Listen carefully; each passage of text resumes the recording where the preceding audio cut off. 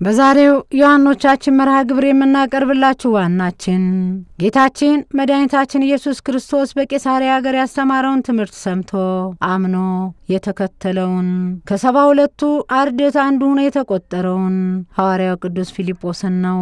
ፊልጶስ ማለት ምን ማለት ነው ስንል የስሙን ትርጓሜ ስናይ እንደ ፈረስ ፈጣን ቀልጣፋ ማለት ነው ይላል። ለምንድነው ይሄ ትርጓሜ የተሰጠው ሲባል የአባቶቻችን ሁሉ ጊዜ በዚሁ መርሃ ግብር ላይም ብዙ ጊዜ እንደአየነው የአባቶቻችን የስማቸው ትርጓሜ የሚሰጠው ከሰሩት አገልግሎት አንፃር እግዚአብሔር ከሰጣቸው ጸጋ አንፃር ነው። አሁንም እንደ ፈረስ ፈጣን ቀልጣፋ የተባለው ይህ ዲያቆኑ ፊልጶስ ለምንድነው ከተባለ ለወንጌል አገልግሎት ይፋጠናልና እንዲሁም ደግሞ ለመታዘዝ ይፋጠናልና ይህን ግብሩን ይህን ስራውን አይተው አባቶቻችን ፊልጶስ ማለት እንደ ፈረስ ፈጣን ቀልጣፋ ይሉታል። አንድም ደግሞ ፊልጶስ ማለት ምን ማለት ነው ሲባል ወንድሞችን የሚወድ ማለት ነው ይላል። መፍቀሬ አሃው ይባላልና ይህንን ትርጉም አለው። ሌላው ፊልጶስ ማለት ስውር ቦታ ማለት ነው ይላል። በዚህ የተነሳ የስሙ ትርጓሜ ነው። በቤተክርስቲያናችን እስካሁን የሚታወቁ 6 ፊልጶሶች አሉ። እንግዲህ ከዚህ በላይም ሊኖሩ ይችላሉ። እኔ የማውቃቸው ናቸው። 6 ፊልጶስ፣ ሁለቶች በሰማዕትነት ያረፉ ናቸው። ሶስተኛ የአቡነ ተክለ ሃይማኖት ደቀ መዝሙር ቅዱስ ፊልጶስ የሚባል አለ። አራተኛ ቅዱስ ፊልጶስ ዘደብረ ቢዘን አለ። አምስተኛ ሐዋርያው ቅዱስ ፊልጶስ ነው። ከ12ቱ ሐዋርያ አንዱ የሆነ ቅዱስ ፊልጶስ አለ። የመጨረሻው 6ኛው እንግዲህ ጃንደረቦን ያጠመቀው ዲያቆኑ ቅዱስ ፊልጶስ ነው ማለት ነው። ስለዚህ 6 ፊልጶሶች አሉ ማለት ነው። ከነዚህ መካከል እንግዲህ አሁን ዛሬ እየተነጋገርነው ያለነው ወይም ደግሞ አሁን በርሱ ያነሳሽው ወንጌላዊ ቅዱስ ፊልጶስ ይለዋን ሐዋርያም ይለዋን በማስተማሩ ያስተማረ ሁሉ ሐዋርያ እንደሚባል። ስለዚህ ከ7ቱ ዲያቆናት አንዱ ነው ማለት ነው። ዲያቆን ነው ቅዱስ ፊልጶስ። በኋላ ከ72ቱ አርድእት ቁጥሩ ከ72ቱ አርድእት ተቆጥሯል ማለት ነው። ፊልጶስ የሚለውን ሐሳብ ስናይ አንደኛ ሐዋርያው ፊልጶስ አለ። ይህ ማለት ከ12ቱ ደቀ መዛሙርት መካከል አንዱ የሆነው እንዲሁም ደግሞ አብን አሳየንና ይበቃናል ብሎ ጌታን የጠየቀው እንዲሁም ደግሞ ሐዋርያው ናትናኤልን ወደ ጌታ ይዞ የቀረበው የቅዱስ ጴጥሮስና የቅዱስ እንድርያስ ሀገር ተወላጅ የሆነው የቤተ ሳይዳ ሰው የተባለው ከ12ቱ ደቀ መዛሙርት አንዱ ሐዋርያው ቅዱስ ፊልጶስ ነው። ህዳር 18 እንደ ቅዱስ ጴጥሮስ ቁልቁል ሰማዕትነትን ተቀብሎ ያለፈው አባት አንዱ ፊልጶስ ነው። ሌላው ፊልጶስ የሚለው በመጽሐፍ ቅዱስ የምናገኘው ለማን ነው ከተባለ የሄሮድስ ወንድም መጥምቀ መለኮት ቅዱስ ዮሐንስ ሰማዕትነትን እንዲቀበል የሆነበት ምክንያት ማለት ነው። ይሄም የሄሮድስ ወንድም ፊልጶስ ይባላል። የአራተኛው ክፍል ገዢ ይለዋል። የሉቃስ ወንጌል ምዕራፍ 3 ከቁጥር 1 ጀምሮ ስናነብ እናገኘዋለንና ፊልጶስ የሚል በመጽሐፍ ቅዱስ የምናገኘው ሌላው ለሄሮድስ ወንድም መጥምቀ መለኮት ቅዱስ ዮሐንስ ሰማዕትነት እንዲቀበልበት የሆነ ምክንያት የወንድም ሚስት ላንተ አይገባህም ተብሎ በአስተማረው ምክንያት ነው እንግዲህ ሰማዕት የተቀበለ። ሌላው ፊልጶስ የሚለውን ቃል ከተማዋ ተጠርታባት እናገኛለን። ገዢው ፊልጶስ ስለነበረ በገዢው ፊልጶስ ምን ተባለች? ፊልጵስዩስ ተባለች። ብዙ ሀገራት እንደምናቀው በቄሳር ቂሳርያ እንደተባለ፣ በጢባሪዎስ ጥብርያዶስ እንደተባለ፣ በእስክንድር እስክንድሪያ እየተባሉ ብዙ ሀገራት ብዙ ከተሞች በገዢዎቻቸው ስም ስለሚጠሩ አሁን ይችም በመጽሐፍ ቅዱስ ብዙ ታሪኮች የተከናወኑባት ሀገር ናት። ፊልጶስ ቂሳርያ እያለን የምንጠራውና ይህ ጌታ ለቤተ ክርስቲያን ቃል ኪዳን የገባላት እንዲሁም ደግሞ አባታችን ፊልጶስም ይሄ ዲያቆኑ ፊልጶስም ተወልዶ ያደገባት በዚቹ በፊልጶስ በፊልጶስ ቂሳርያ ነው። የሰው ልጅ ሰዎች ማን ይሉታል ብሎ ጌታ ይህንን ምስጢረ ሥጋዌ ትምህርትን የተዋሕዶ ምስጢርን ያስተማረበት የጠየቃቸው ሐዋርያትን በፊልጶስ ቂሳርያ ነው። በማቴዎስ ወንጌል ምዕራፍ 16 ከቁጥር 13 ጀምሮ ማንበብ እንችላለን። የሰው ልጅ ሰዎች ማን ይሉታል በፊልጶስ ቂሳርያ ተቀምጦ ሳለ ይላል ሐዋርያትን እንዲህ ብሎ ጠየቃቸው ይላልና ይህቺ ፊልጶስ ቂሳርያ ብዙ ታሪኮችን ያከናወነች በኋላም በሐዋርያት ዘመን እንደ ቅዱስ ጳውሎስ አይነት አባቶቻችን ብዙ ተጋድሎ የፈጸሙባት ሀገር ፊልጶስ ቂሳርያ ተብላ ትጠራለች። ሌላው በአራተኛ ደረጃ ፊልጶስ የምንለው ለዛሬ ታሪኩን የምናይለት ዲያቆኑ ፊልጶስ ይሆናል ማለት ነውና ይህ አባት ዲያቆን ማለት እንግዲህ የግሪክ ቃል ነው። ተላላኪ መልእክተኛ ማለት ነውና አባቶችን ስለሚራዱ አባቶችን ስለሚላላኩ አባቶችን ስለሚያገለግሉ ይህ ትርጓሜ ተሰጥቶታልና ይህ ዲያቆኑ ፊልጶስ ማን ነው ብለን ስንል ከ72ቱ አርድእት መካከልም አንዱ ነው። ጌታ በሉቃስ ወንጌል ምዕራፍ 10 ከቁጥር 1 ጀምሮ 2 አድርጎ ላካቸው ተብሎ ከተጠሩ አባቶቻችን አንዱ ነው ዲያቆኑ ፊልጶስ። ሌላው ደግሞ ይህ ዲያቆኑ ፊልጶስ ተወልዶ ያደገው በፊልጶስ ቂሳርያ ነው። ጌታ በመጀመሪያው የወንጌል አገልግሎቱ ብዙ ጊዜ ተመላልሶ ካስተማረባቸው ከተሞችም በፊልጶስ ቂሳርያ ስለነበረ ወንጌልን ጌታ በዛ በፊልጶስ ቂሳርያ ሲያስተምር ነው እንግዲህ ዲያቆኑ ፊልጶስም ጌታን እንደ ሐዋርያት ምን ያለው የተከተለው። ይህ ዲያቆኑ ፊልጶስ ማን ነው ስንል የአራት ደናግላን ሴት ልጆች አባት እንደነበረ ታሪኩ ይነግረናል። ዲያቆኑ ፊልጶስ በእንዲህ አይነት መልኩ ጌታ በፊልጶስ ቂሳርያ መጥቶ ወንጌልን ሲያስተምር ጌታን ተከትሎ ከ72ቱ አርድእት መካከልም አንዱ ሆኖ ሲያገለግል የነበረ እንዲሁም ደግሞ ሐዋርያት አባቶቻችን 7ቱን ዲያቆናት ሕዝቡን እንዲያገለግል ለሕዝቡ እንዲላላኩ ለሕዝቡ ታዛዥ እንዲሆኑና በተለይ ደግሞ በዘመኑ አጋፔ ስለነበረ የሐዋርያት ዘመን ላይ ማዕዳቸው አንድ ስለነበር ሁሉም ያለውን ያመጣል ሐዋርያት እግር ስር ያ ተሰርቶ እኩል ይካፈላል። በዚህ መካከል በሕዝቡ ዘንድ ገና በሃይማኖት የጠነከሩ ምእመናን ስላልነበሩ በሕዝቡ ዘንድ ክርክር አስነሳ። ለአንዱ ብዙ ይሰጣል፣ ለአንዱ እንደዚህ ያለ ይሄ ክርክር ተነሳ። ሌላው ደግሞ ለሐዋርያትም የወንጌል አገልግሎታቸውን ሰዓት እየተሻማባቸው መጣ። ለዚህ ነው ሐዋርያት ሰብስበው ሕዝቡ ምን አሉ? እኛ ማዕድን ልናካፍል አልተመረጥንም፣ ወንጌልን ልናስተምር እንጂ። ስለዚህ ብዙ ስራችንን አገልግሎታችንን እየተሻማ ሰዓት እየወሰደብን ስለሆነ አላቸው እናንተ የምታምኑትን እናንተ የታዘዙናል የምትሏቸውን በሃይማኖት በምግባር የቀኑትን ትህትናን ገንዘብ ያደረጉትን ራሳችሁ መርጣችሁ አምጡ አላቸው ሐዋርያት። በዚህ የተነሳ ሐዋርያት አባቶቻችን ባዘዟቸው መሰረት ይላል 7ቱን ዲያቆናት መርጠው ሰጧቸው። በሃይማኖት በምግባር የሚታዘዙላቸውን ማለት ነውና ሐዋርያት አባቶቻችን እዚህ ላይ ምንድነው 7ቱን ዲያቆናት ሲመርጡ ሕዝቡ ነው እንዲመርጥ ያደረጉት። ለምንድን ነው እንዲመርጡ ያደረጉት ሐዋርያት አባቶቻችን ሲባል በዚህ ዘመን ብዙ ትምህርት ይሰጠናል። ይሄ ለምን የሰው ልጅ በጥንተ ተፈጥሮም በሐዲስ ተፈጥሮም እግዚአብሔር የሰጠው ትልቁ ጸጋ ነፃ ፈቃድ ነው። ሰው ፈቅዶ ወዶ ነው ሁሉን ነገር ማድረግ ያለበት። ማመንም ቢሆን እግዚአብሔር አስገድዶ መኑኝ አይልም እንደምናውቀውና ሐዋርያት አባቶቻችንም ሰውም ደግሞ ደስ ይለዋልና ስለዚህ መርጣችሁ አምጡ ብለው ነፃነታቸውን እንዳልተጋፉ ሲያስተምረን ዛሬም ላለን ክርስቲያኖች የሰውን ነፃነት መግፈፍ፣ መሻማት፣ መጋፋት እንደሌለብን ለዓለሙም ቢሆን ይህ ትልቅ ትምህርት ነው። ሰው በነፃነቱ የወደደውን የፈቀደውን ነው ማድረግ ያለበትና ሐዋርያት አባቶቻችንም ነፃነቱን ለሕዝቡ ሰጥተው ክርስትና ዲሞክራሲ ናትና ነፃ ፈቃድ የተሞላባትናና እናንተ መርጣችሁ አምጡ እኛ እንሾምላችኋለን ብለው 7ቱ ዲያቆናትን እንደነ ቅዱስ እስጢፋኖስን የመሰሉ ታላላቅ አባቶችን መርጠው ሾሙላቸው ይላልና ዲያቆኑ ፊልጶስ ከነዚህ ከ7ቱ በሁለተኛ ደረጃነት የተመረጠ አማኝና ታዛዥ ትህትናን ገንዘብ ያደረገ አባት ነበር። ቅዱስ ፊልጶስ መጀመሪያ የተጠራው ጌታችን ኢየሱስ ክርስቶስ በቂሳርያ ሲያስተምር ትምህርቱን ሰምቶ የተጠራ ነው ማለት ነው። እንግዲህ ጌታ እነ ዮሐንስን ሌሎችንም ስናይ ተከተሉ እያለ ከአሳ አጥማጅ ከሌላም ጠርቷቸዋል። ይሄ ደግሞ ትምህርቱን ሲማር ቆየ። ከዛ በኋላ ራሱ የተከተለ ሐዋርያ ነው ማለት ነው ይሄ ቅዱስ ፊልጶስ። ይሄን የት እናገኘዋለን ከተባለ ጥቅምት 14 ስንክሳር ላይ እናገኘዋለን። ታሪኩን በስፋት ጥቅምት 14 ላይ ረፍቱም ጥቅምት 14 ስለሆነ በዛ እናገኘዋለን። ከዛ በኋላ ከተጠራ በኋላ ከ120 ቤተሰቦች ተቆጥሯል ማለት ነው። እንግዲህ 120 ቤተሰቦች የምንላቸው 12ቱ ሐዋርያት፣ 36ቱ ቅዱሳት አንስት እና 72ቱ አርዲት ናቸው ማለት ነው። ከነዚህ መካከል አንዱ ሆኖ የጌታ ቤተሰብ ሆኖ ይኖረ ነው ማለት ነው። ማን? ይሄ ቅዱስ ፊልጶስ።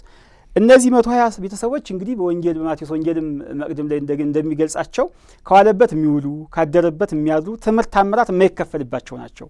ሌላዎቹ አሁን ቀን ቀን ሲማሩ ይውሉና ማታ ማታ ይሄዳሉ።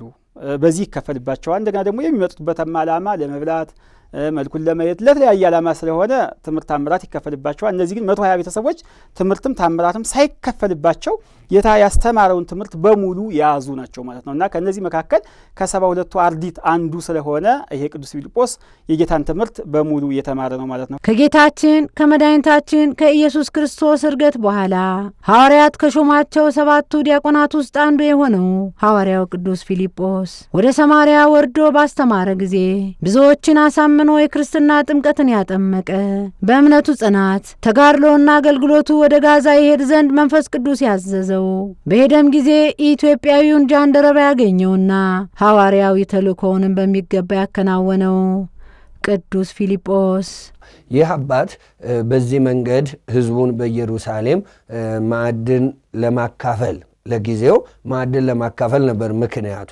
ነገር ግን ያው ቅዱስ እስጢፋኖስንም እሱንም ሌሎቹንም ዲያቆናት ስናይ ጎን ለጎን ወንጌልን አስፋፍተዋል።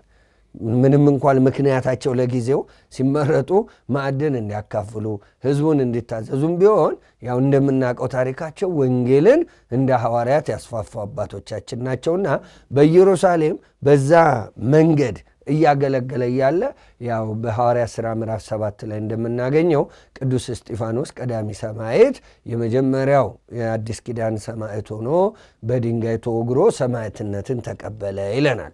በዚህ የተነሳ ይላል የሐዋርያት ሥራ ምዕራፍ 8 ከቁጥር 1 ጀምሮ ስናነብ በቤተ ክርስቲያን ላይም ታላቅ ስደት ሆነ ይለናል። ታላቅ ስደት ሆነ።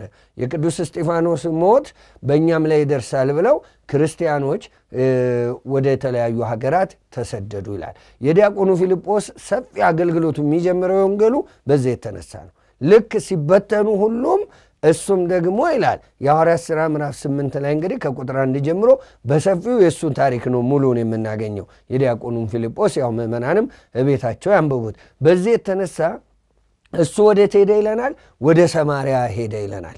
ዲያቆኑ ፊልጶስ በእስጢፋኖስ ሞት ምክንያት ሲሰደድ ወዴት ነው ሄደው? ወደ ሰማርያ። ብቻውን ነው፣ ያው ሌላ አገልጋይም አጋዥም አልነበረው። ከዛ በኋላ ጌታችን ኢየሱስ ክርስቶስ እንግዲህ ከተነሳ በ50ኛው ቀን ካረገ በ10ኛው ቀን መንፈስ ቅዱስ ልኮላቸዋል። ጰራቅሊጦስ ልኮላቸዋል ማለት ነው። ለሐዋርያት ሲልክላቸው 120 ቤተሰቦችም ነበሩ አብረው ማለት ነው። ስለዚህ አንድ ቋንቋ ያውቁ ነበር። 71 ቋንቋ ተገለጸላቸው። ፍርዋን ነበሩ፣ ጥቡዋን ሆኑ፣ በእውቀት ባይምሮ ጎለመሱ። ከነዚህ መካከል ፊልጶስ አብሮ አለ ማለት ነው።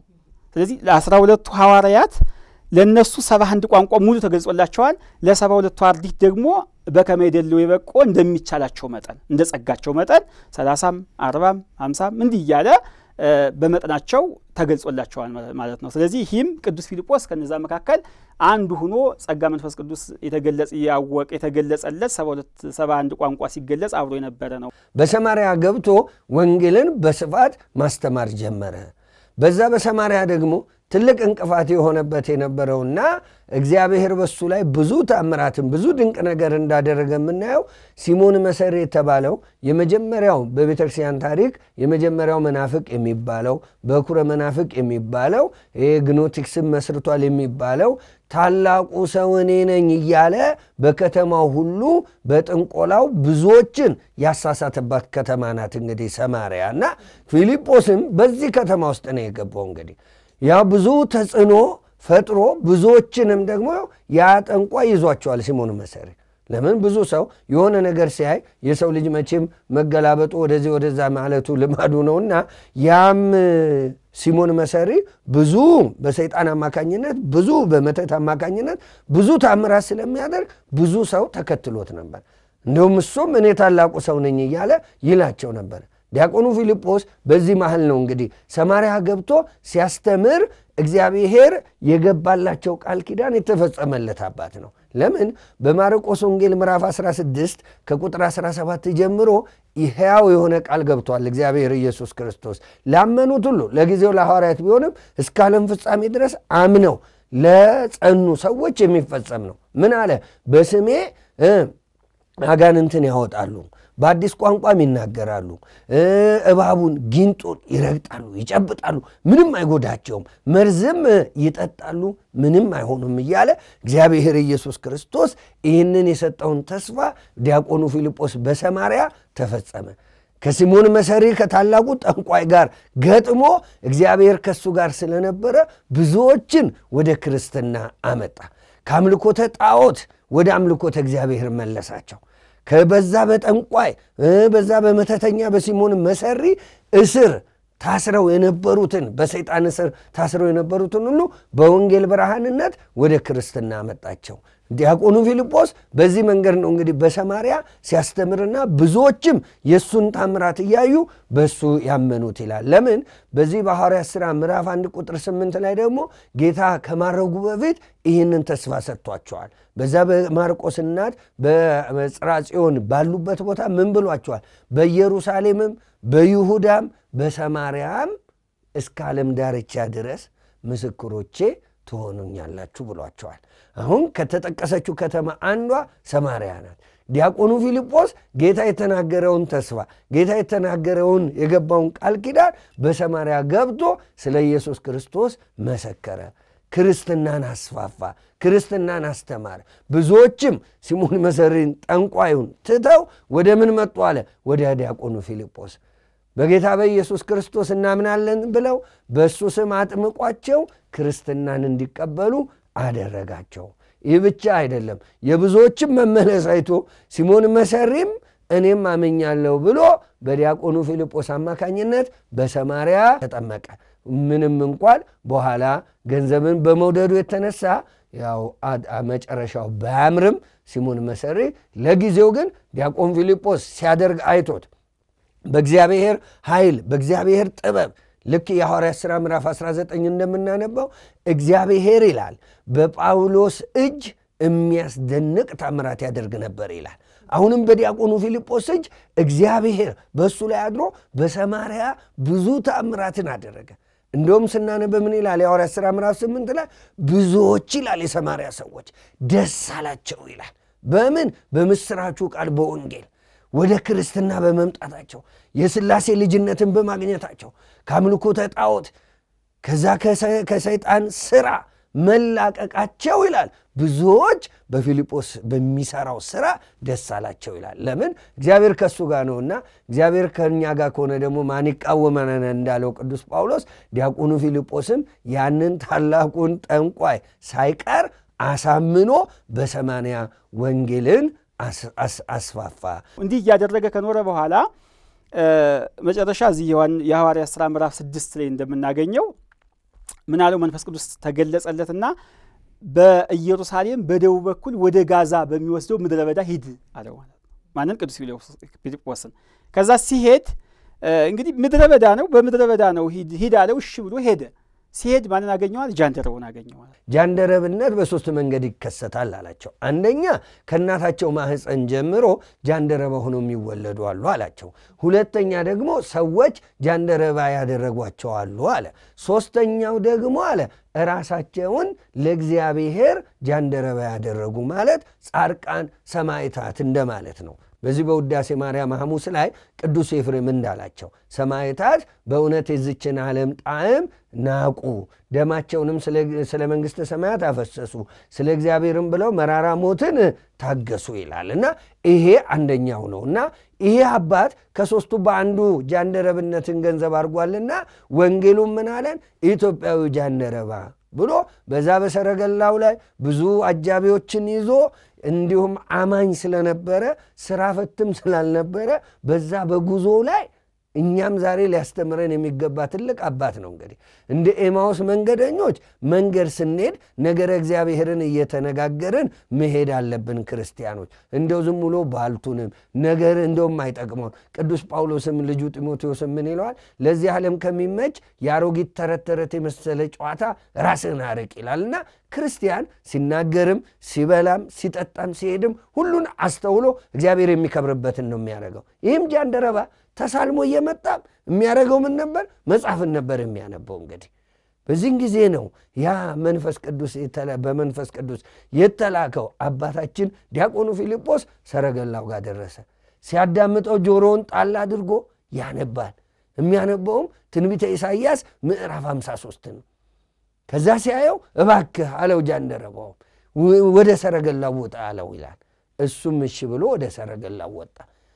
ምንድነው የምታነበው ብሎ ሲያየው ትንቢተ ኢሳይያስን ያነባል። ለመሆኑ የምታነበውን ታስተውለዋለን ሲለው የሚያስረዳኝ ሳይኖር አለ። እኒህ ኢትዮጵያውያን ከጥንት ጀምሮ ብዙ የታሪክ ጸሐፊያንም እንደመሰከሩት ትሑታን ናቸው የሚባለው ያለ ምክንያት አይደለም። ይሄ በዘመኑ ባለስልጣን ነው፣ በሚገባው ቋንቋ ነው ዞሮ ዞሮ መጽሐፉን እያነበበ ምን አገባህ በራሴ ቋንቋ የተጻፈልኝን ነው ያነበብኩት አላለም። እንደዚህ ዘመን ትውልድ የሚያስረዳኝ ሳይኖር እንዴት ብሎ ትህትናን ነው እንግዲህ ጃንደረባው በኢትዮጵያውያን በቤተክርስቲያን አጠራር በነገራችን ላይ አቤላክ ይባላል፣ እንዲሁም ደግሞ ባኮስ ይባላል። ይሄ አባት መደበኛ ስሙ ማለት በግብሩ ነው እንግዲህ ጃንደረባው ብሎ መጽሐፍ ቅዱስ ያስቀመጠልንና መደበኛ ስሙ ግን ባኮስ አቤላክ ይባላል በቤተክርስቲያንና ይህ አባት ትህትናን አስተማረን። በዛ ዲያቆኑ ፊልጶስን እባክ ብሎ እንደገና ልመና ገባ። እንደው ነብዩ ስለ ራሱ ነው ወይስ ስለ ሌላ ሰው ነው እንደው ይህንን ትንቢት የተናገረው አለ። እንግዲህ ትንቢተ ኢሳይያስ ምዕራፍ 53 ያው ነገረ መስቀሉን የሚናገር በግልጽ የሚናገር የነቢያት መጽሐፍ ነው። ሲጠቃለል የነቢዩ ኢሳይያስ መጽሐፍ በቤተክርስቲያን አጠራር እንዲሁም ደረቅ ሐዲስ ይባላል፣ የብሉይ ኪዳን ወንጌል ይባላል። ለምን በዘመኑ ከ700 ቅድመ ልደተ ክርስቶስ በፊት በኋላ ዘመን ሊፈጸም ያለውን ልክ በዘመኑ እንደተፈጸመ አድርጎ ነው እግዚአብሔር የገለጠለት። አሁን ከነዛ ውስጥ ምዕራፎች አንዱ ትንቢተ ኢሳይያስ ምዕራፍ 53ን ስናነብ እውነት ነው ያስጠይቃል። ስለማን ነው የሚናገረው?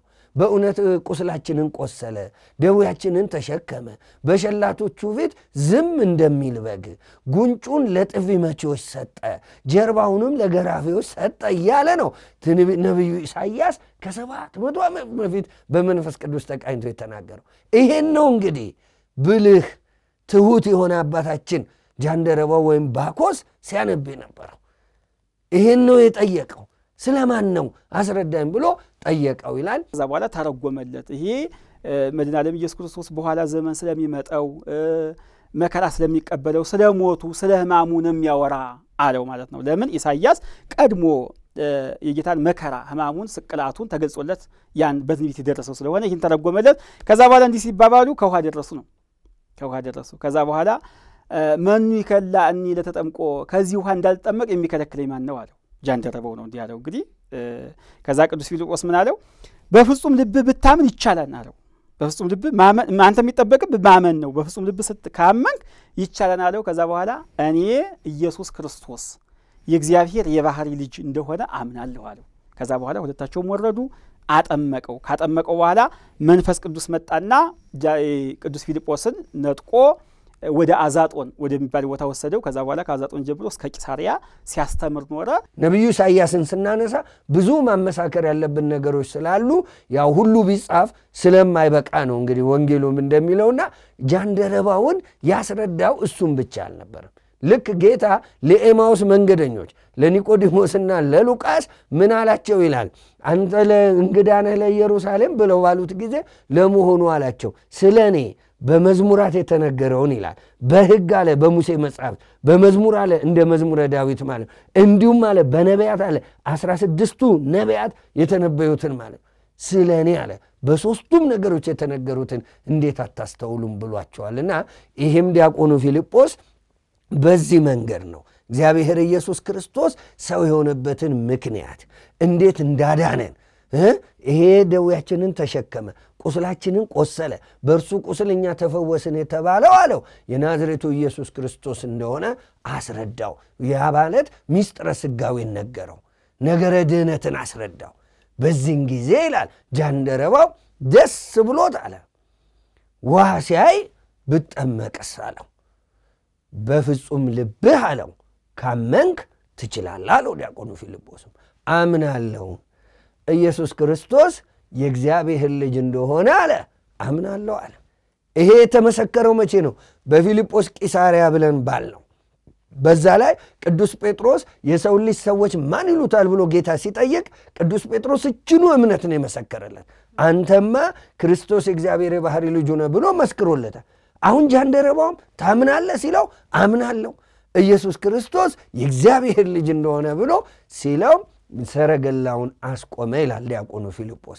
ተያይዘው ወረዱ ከሰረገላው ላይ፣ በዛ ባገኘው ቦታ ወይም ደግሞ ውሃ አጠመቀው ይላል። ያቺ ያጠመቃት ቦታ ቤተሳሮን ትባላለች በታሪክ ትምህርት። በዛ ቤተሳሮን በተባለችው በዛ በምድረ በዳ መንገድ ላይ ይህ ኢትዮጵያዊውን ጃንደረባ ዲያቆኑ ፊልጶስ ክርስትናን አጠመቀው። በዚህ የተነሳ መንፈስ ቅዱስ ነጠቀው ይላል። እንዳጠመቀው መንፈስ ቅዱስ ነጠቀው ይላልና አሁን መንፈስ ቅዱስን ጃንደረባው አልተቀበለም እንዳንል በምን ይታወቃል? በመንፈስ ቅዱስ መክበሩ በምን ይታወቃል? የጃንደረባው ጥምቀት አጥምቆት ነው አላየውም ይላል። ወንጌሉን ስናነብ የሐዋርያት ሥራ ምዕራፍ 8ን ስናነብ እኮ ከዛም ዕለት ጀምሮ ይላል ዲያቆኑን ፊልጶስ አላየውም ይላል ጃንደረባው። ለምን? መንፈስ ቅዱስ ነው። ቀድሞም መንፈስ ቅዱስ ነው ያመጣው ወደ ሰረገላው እንዲከተል እሱን እንዲያገኘው እንዲያጠምቀው ያዘዘው መንፈስ ቅዱስ ነው። አሁንም ሲነጥቀው የነጠቀው መንፈስ ቅዱስ ነው። ስለዚህ በምን እናውቃለን ሲባል መንፈስ ቅዱስ ዲያቆኑ ፊልጶስን ነጥቆ በመውሰዱ የጃንደረባው ጥምቀት በመንፈስ ቅዱስም እንደከበረ ማወቅና መረዳት እንችላለን ይላል። ከዛ በኋላ ይላል ዲያቆኑ ፊልጶስም ወደ አዛጦን ወረደ ይላል። ወደ ፍልስጤም ወዳደገባትም ወደ ፊልጶስ ቂሳርያም ይላል እየዞረ ወንጌልን አስተማረ ይለናል። ቁጥር 40 ላይ መጨረሻው ላይ የሐዋርያት ሥራ ምዕራፍ 8ን ስናነብና የዲያቆኑ ፊልጶስ አገልግሎት ከብዙ በጥቂቱ ይሄን ይመስላል። እንግዲህ በዚህ በሚያስተምርበት ጊዜ ቅዱስ ፊልጶስ ብዙ መከራ ደርሶበታል። ብዙ ካላውያን ነገስታት ከመናፍቃን ከተለያዩ ሰዎች መከራ ደርሶበታል ማለት ነው። እንደማን? እንደ ሐዋርያት፣ እንደ ሰባርሊት። እንግዲህ ከሐዋርያት መካከል አሁን እጁ ያልተቆረጠ አይኑ ያልፈረጠ ሁሉ ነገር ይሄ አካሉ ያልተጎዳ የለም የሚለው። ከዛ ከሐዋርያት ብቻ አይደለም፣ ከሐዋርያት ጀምሮ ያሉ ከዛ ሐዋርያውያን አበው ሊቃውንት ስንመጣ በኒቅያ ጉባኤ እንደምናስታውሰው ሁሉም እዛ በኒቅያ ጉባኤ 318 ሁሉ አንድ አካላቸው ያልጎደለ የለም ይላል። ስለዚህ እንደዛ ሁሉ ይህም ቅዱስ ፊልጶስ አካሉን በማጉደል ከመናፍቃን ካላውያን ነገስታት መከራ ተቀብሎ መጨረሻ ላይ ቃል ኪዳን ተቀብሎ ጥቅምት 14 ቀን አረፈ። በመንፈስ ቅዱስ እየተነጠቀ በአዛጦንና ቄሳርያ ከተሞች በመዘዋወር ወንጌልን በመስበክ አይሁድንና ሳምራውያንን ጌታችን ኢየሱስ ክርስቶስን ወደ ማመን መልሶ የክርስትና ጥምቀትን ካጠመቃቸው ለኢትዮጵያ ኦርቶዶክስ ተዋሕዶ ሃይማኖት ባለውለታ ከሆነው አባታችን ሐዋርያው ቅዱስ ፊልጶስ ሕይወት እኛ ምን እንማር ይሆን? በረከቱ ይድረሰን። እዚህ ዲያቆኑ ፊልጶስ ነው ጃንደረባውን ያጠመቀው። በዚህ አናፍርም። ለምንድን ነው ታዲያ ዲያቆን ማጥመቅ ይችላል ወይ ነው? አዎ ይሄን ደግሞ ቤተ ክርስቲያን በአንድ ሌሊት በአንድ ጀንበር የተሰራች ቤት አይደለም። ክርስቶስ በደሙ ዋጅቶ ከመሰረታት ጀምሮ እግዚአብሔር በደሙ ዋጃትን እንዳለው ቅዱስ ጳውሎስ በደሙ ዋጅቶ ከመሰረታት ጀምሮ ስልጣነ ክህነትን ለማን ሰጥቷል? ለሐዋርያት አባቶቻችን ሰጥቷል። እስከ ዓለም ፍጻሜ ድረስ ከማን ጋር? ከእናንተ ጋር ነኝ ብሏቸዋልና የምታስሩት የምትፈቱት እያለ ሕያው የሆነ ቃል ሰጥቷቸዋል። ሐዋርያት አባቶቻችን ደግሞ ጉባኤ ሰርተው ስርዓትን ማሻሻል ከማን የተማር ነው? ከሐዋርያት አባቶቻችን ናቸው። በዘመኑ ሐዋርያት አባቶቻችን በሐዋርያት ሥራ ላይ እንኳን 3 ጉባኤዎችን አድርገዋል። ለምሳሌ አንደኛው በይሁዳ ምትክ ሐዋርያው ማትያስን ለመምረጥ ምን አድርገዋል? ጉባኤ ሰርተዋል። የሐዋርያት ሥራ ምዕራፍ 1 ከቁጥር 15 ጀምሮ መመልከት ይቻላል። ሁለተኛው ጉባኤ ያደረጉት ምንድን ነው? በሕዝቡ ዘንድ ክርክር ያስነሳ ጭቅጭቅ ያስነሳ ምን ነበር አለን? ማዕድ መካፈሉ ነበረ። በዚህን ጊዜ ዲያቆናቱን እንዲመርጡ ያዘዙት ከዚህ በመነሳት ነው። እነዚህ ዲያቆናት የተመረጡት በዚህ የተነሳ ነው። እንዲሁም በአሕዛብና በአይሁድ መካከል ክርክር በነበረ ሰዓትም ምን አድርገዋል? ጉባኤ አዘጋጅተዋል አባቶቻችን። ይህን ትውፊት ይዛ ቤተ ክርስቲያን በነቢያትና በሐዋርያት ቃል ምን ተብላችኋል? ታንጻችኋልና። መሰረቱም ማን ነው? ክርስቶስ ነው እንደተባለ በሐዋርያት በነቢያት እምነት ላይ የተመሰረተች ስለሆነ ሐዋርያት ያስተማሩትን በየዘመኑ የተነሱ ሊቃውንትም በሕዝቡ ዘንድ ክርክር ሲያስነሳ ጭቅጭቅ ሲያስነሳ ምእመናንን ከጥርጣሬ ልቦናቸውን ከጥርጣሬ ማስወገድ የአባቶች ኃላፊነት የአባቶች ስልጣን ነው። ለምን እናንተን አለኮ መንፈስ ቅዱስ ጳጳሳት አድርጎ ምን ብሏችኋል? ሾሟችኋል ይላልና ይህንን ቅዱስ ሲኖዶስ በየዘመኑ የተነሱ ሊቃውንት አባቶቻችን በምእመናን ዘንድ ክርክር ሲነሳ ያን ችግር መፍታት የነሱ ስልጣን ነው። ሐዋርያት ይህን አስተምረው። ስለዚህ በኒቅያ ጉባኤ በ318 አባቶቻችን በ325 ዓመተ ምህረት በኒቅያ አካሄዱ። ያ የኒቅያ ጉባኤ ለቤተ ክርስቲያን ብዙ ስርዓቶችን ይዞ መጣ። ከነዛ ውስጥ አንዱ ፍትሐ ነገሥት የተሰራልን በዛ ጊዜ ነው። ስለዚህ እስከ 4ኛው ክፍለ ዘመን የነበሩ አባቶቻችን ጳጳስ መሆን የሚችሉት ምን ያረጉም ነበረ? ያገቡም ነበረ። የአንዲት ሚስት ባል የሆነ ይላል በአንደኛ ጢሞቴዎስ ምዕራፍ 3 ከቁጥር 1 ጀምሮ ስናነብ ኤጲስቆጶስ መሆን የሚፈልግ ይላል የአንዲት ድንግል ባል የሆነ ቤቱንም በስርዓቱ የሚመራ እያለ ቅዱስ ጳውሎስ ይህንን ይላል። በቲቶ መልእክቱም ምዕራፍ 1 ከቁጥር 6 ጀምሮ ይህንኑ ሐሳብ ይነግረናል። አሁን ይህንን ይዘን ለምንድን ነው ታዲያ ዛሬ እንዲህ የተሻሻለው ሲባል በ4ኛው ክፍለ ዘመን ጀምሮ 318ቱ ሊቃውንት በ325 በኒቅያ አርዮስን አውግዘው ለቤተ ክርስቲያን ጥርጣሬን ሲያስወግዱ ለምእመናን ሃይማኖታችንን ኦርቶዶክስ ብለው ሰየሟት። ለምሳሌ ወደ 20 የሚጠጋ አንቀጽ ደነገጉልን። ከነዛ ውስጥ አንዱ ጸሎተ ሃይማኖት ነው። ጸሎተ ሃይማኖት 12 አንቀጽ አለው። ከ12ቱ 7ቱ አንቀጽ የተደነገገው ቤት ነው በኒቅያ ጉባኤ ነው። እዚህ ፍትሐ ነገሥት ብዙ ስርዓትን ይዟል። ከያዘው ስርዓት አንዱ ምንድን ነው? የስልጣነ ክህነትን አሿሿም ይነግረናል። ስለዚህ ቀድሞ ዲያቆናት ሲያጠምቁ ነበር። እነ ቅዱስ እስጢፋኖስ እስከ 4ኛው ክፍለ ዘመን ባለው ጳጳስም መሆን ይችል ነበረ ያገባ። ልክ ዲያቆናትም እንዲህ አይነት አገልግሎት ነበራቸውና ዲያቆኑ ፊልጶስም ሲሰራ የነበረ ነው። ለምን? ብዙ ምዕመናን በመጡ ቁጥር አባቶቻችን ደግሞ ትንሽ ነበሩ። ስለዚህ ዘመን አልፎ ዘመን ሲተካ አገልግሎቱ ምን ማለት ጀመረ? መከፋፈል ጀመረ። አሁን ዛሬ በቤተ ክርስቲያን በብዙ መንገድ አገልጋዮች ተከፋፍለን ነው እንግዲህ ግማሹ በስብከተ ወንጌል፣ ግማሹ በክህነት፣ ግማሹ በምን የሚያገለግለውና እስከ 4ኛው ክፍለ ዘመን ድረስ ዲያቆን ሲባል እንደ ዛሬው ደግሞ ዲያቆንም አልነበረ። እነ ቅዱስ እስጢፋኖስ እነ ቅዱስ ዲያቆኑ ፊልጶስን ስናይ እነ ቅዱስ አትናቴዎስ እንዴ ዲያቆን ሆኖ እኮ ነው ወደ ኒቅያ ጉባኤ የአባቱን የቅዱስ ለእስክንድሮስን በትረ ሙሴ ይዞ እኮ ነው ወደ ኒቅያ ጉባኤ የተገኘው። አርዮስን ይረታል። እነ ዲያቆን ሆኖ እኮ ነው እነ ቅዱስ ዲዮስቆሮስ የአባቱን ቅዱስ ቄርሎስን በትረ ሙሴ ይዞ በኤፌሶን ጉባኤ ተገኝቶ በኋላ ያንን ሁሉ ሥራ የሠራውና ዲያቆን ሲባል በድሮና በዛሬው ሐሳብ አይደለም።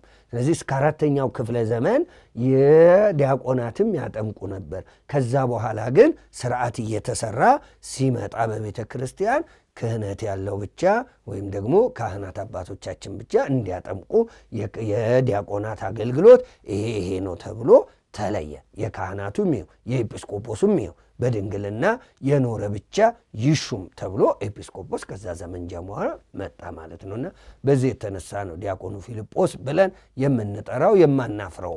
እንግዲህ እግዚአብሔር ቃሉን ለተሸክመው ለሚያስተምሩ ይህን ሁሉ ተጋድሎ ላደረጉ ሁሉ መጨረሻ ላይ ቃል ኪዳን ይሰጣቸዋል። ልክ ለሐዋርያት እንደሰጠው ምን ብሏቸዋል? ዘጸዋ ስመክሙ ወለ ዘገብረ ተስካረክሙ ምህርለክሙ። ስለዚህ አንተ ዘጸዋ ስመከ ወለ ዘገብረ ተስካረከ ስምክን ለጠራ ቃል ኪዳንህን ለተቀበለ ከዛ በኋላ አንተ ምርልሃለሁ ብሎ ለቅዱስ ፊልጶስ ቃል ኪዳን ሰጥቶታል ማለት ነው እግዚአብሔር። ከዛ በዛ ቃል ኪዳን መሰረት ዛሬ ቅዱስ ብላ ቅዱስ ቤተክርስቲያን ስሙን ትጠራዋለች። ቤተክርስቲያን ሰርታ ጽላት ቀርጻ ቤተክርስቲያን ሰርታ እንድናመልከው በአማላጅነቱ እንድንተማመን አድርጋናለች። ዲያቆኑ ፊልጶስን እንግዲህ ታሪኩን ከብዙ በጥቂቱ በዚህ መንገድ አይተናል።